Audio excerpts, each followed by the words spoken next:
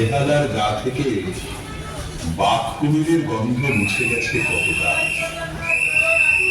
সেই কোন যুগে বৃহত্তর বেহালার ৩২ গ্রাম সুরসুনা কিংবা বরিশার রাস্তাঘাট সকাল থেকে মধ্যরা মুখরিত হল জমিদারের ঘোড়া ঘুরের শব্দ আর বায়ুকুলের সঙ্গীত মূর্ছনা।